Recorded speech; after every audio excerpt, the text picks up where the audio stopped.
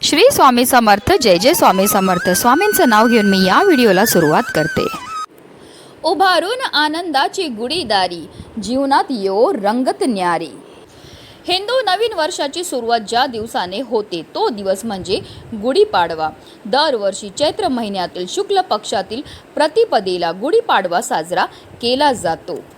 महाराष्ट्राचा अत्यंत महत्त्वाचा आणि 3.5 मुहूर्तापैकी एक असलेला गुढीपाडवा हा सण यंदा 2026 मध्ये 19 मार्च 2026 म्हणजेच गुरुवारी साजरा केला जाईल. गुढी म्हणजे ध्वज, तर मराठीत प्रतिपदेला पाडवा म्हणतात. त्यामुळे या सणाला गुढीपाडवा म्हणून ओळखले जाते. गुढीपाडवा म्हणजे नवचैतन्य आणि मांगल्य, झाल्या गेल्या सर्व गोष्टी विसरून नव्या वर्षाचे जोमात स्वागत करण्याचा दिवस म्हणजेच गुढीपाडवा अर्थात चैत्र पाडवा. गुढीपाडव्याच्या दिवशी आपण श्रीहरी विष्णू आणि माता लक्ष्मीची पूजाही करत असतो. गुढीपाडव्याच्या सणाला निश्चितच धार्मिक महत्त्व आहे. याशिवाय हा सण जीवनातील शुभ आणि समृद्धीचे प्रतीकही मानले जाते. गुढीपाडव्याच्या दिवशी घरोघरी गुढी उभारली जाते, ते समृद्धीचे प्रतीक आहे. गुढीपाडव्यापासून चैत्र नवरात्रीला सुरुवात होते. ब्रह्मदेवाने गुढीपाडव्याला विश्वाची निर्मिती केली असे पौराणिक कथेत सांगितले आहे. त्यामुळे या दिवशी ब्रह्मदेवाच्या पूजेलाही विशेष महत्त्व मानले जाते. गुढीपाडवा हा 3.5 मुहूर्तापैकी असल्याने या दिवशी जरी शुभ मुहूर्तावर पूजा करता आली नाही तरी तुम्ही संपूर्ण दिवसात कधीही पूजाही करू शकता. याच दिवशी चैत्र नवरात्रीमध्ये देवी दुर्गा मातेच्या 9 रूपांची पूजाही केली जाते. तसेच त्यांच्यासाठी उपवास आणि व्रत केले जाते. चैत्र महिन्याच्या शुक्ल पक्षाच्या प्रतिपदा तिथीला दुर्गा देवीची पूजा केल्याने भक्तांच्या प्रत्येक इच्छा पूर्ण होतात. यासोबतच जीवनातील सर्व त्रासांपासून मुक्तता मिळते. भक्तांवर दुर्गा देवीच्या आशीर्वादाचा वर्षाव होतो. त्यांच्या कृपेने भक्तांना सुख व सौभाग्य प्राप्त होतं. 14 वर्षाचा वनवास संपून आणि रावणाचा वध करून प्रभू श्रीराम जेव्हा अयोध्येत परतले तेव्हा प्रजेने आनंदाने विजयाचे प्रतीक म्हणून गुढ्या उभारल्या होत्या. ऐतिहासिक दृष्टिकोनातून हा सण छत्रपती शिवाजी महाराजांनी परकीय आक्रमकांवर मिळवलेला विजय आणि स्वराज्यातील आनंद साजरा करण्यासाठी महत्त्वाचा मानला जातो. याच दिवसापासून हिंदू नवीन वर्ष म्हणजेच विक्रम संवत सुरू होतं. आणि या दिवशी शास्त्रामध्ये काही उपाय हे सांगण्यात आले आहेत. हे उपाय केल्याने आपल्या जीवनामध्ये असणारे जे संकट आहेत, विघ्न आहेत, दोष आहेत, त्यापासून आपल्याला निश्चितच मुक्तता मिळण्यामध्ये मदतही मिळत असते. आणि म्हणूनच गुढीपाडव्याच्या दिवशी तुम्ही काही नाही केलं तरीही चालेल, पण घरात इथे ठेवा फक्त 2 कडुलिंबाची पानं. ही पानं ठेवल्यामुळे फक्त 24 तासामध्ये आपल्या घरामध्ये पैसा हा येऊ लागेल. सर्व कामांमधनं आपल्याला यश प्राप्त होऊन सर्व अडचणीतून आपल्याला मार्ग हा मिळणार आहे. आपल्या घराची, आपल्या मुलांची, आपल्या पतीची भरभरून अशी प्रगती होणार आहे. ती ही पानं आपल्याला कुठे ठेवायचे, कोणत्या वेळेत ठेवायचे, त्याबद्दल सविस्तर आणि महत्त्वाची अशी माहिती मी तुम्हाला या व्हिडिओमध्ये देणार आहे. तर व्हिडिओ पूर्ण पहा. आणि जर तुम्ही माझ्या चॅनलवर नवीन असतील तर चॅनलला सबस्क्राईब करा आणि शेजारी बेल आयकॉनसुद्धा प्रेस करा, जेणेकरून तुम्हाला माझ्या नवनवीन व्हिडिओचं नोटिफिकेशन हे मिळत राहील आणि तुम्ही एक पण व्हिडिओ मिस करणार नाही. आणि कमेंटमध्ये ओम नमो भगवते वासुदेवाय नमः लिहायला अजिबात विसरू नका.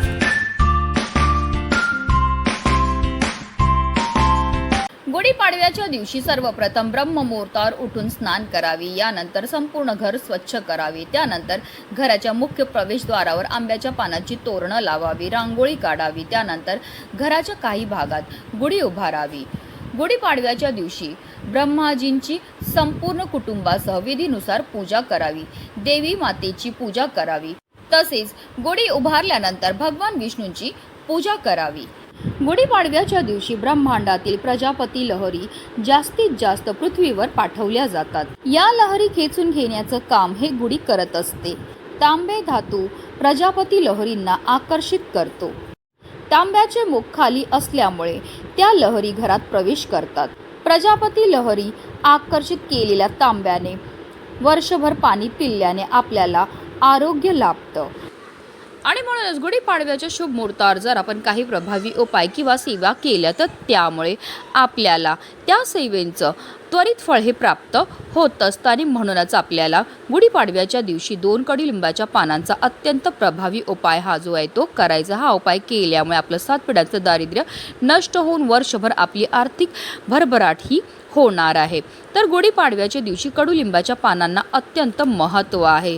ज्योतिषशास्त्रात कडुलिंबाचा संबंध हा शनी आणि केतू ग्रहाशी आहे आणि म्हणूनच दोन्ही ग्रहाच्या शांतीसाठी घरामध्ये कडुलिंबाचे झाड लावावे. कडुलिंबाच्या लाकडाने हवन केल्याने शनीची शांती होते आणि कडुलिंबाची पानं आंघोळीच्या पाण्यामध्ये टाकून स्नान केल्याने केतू संबंधित समस्या शांत होतात.